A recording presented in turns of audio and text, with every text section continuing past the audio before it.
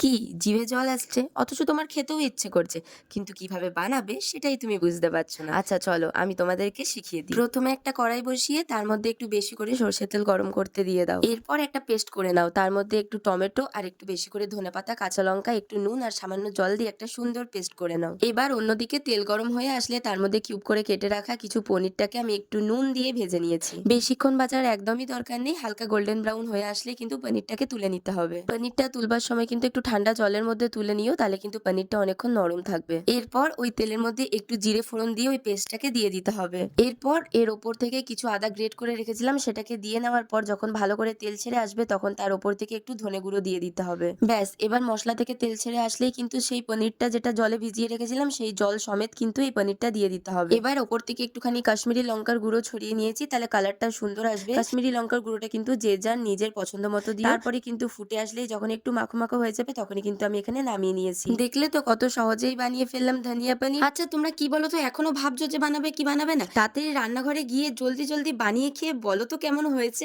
আমার তো খেতে দারুণ লেগেছে, এবার তোমরা বলো যে কেমন হয়েছে। চলো এবার আমি আসি, দেখা হচ্ছে নেক্সট ভিডিওতে। টাটা।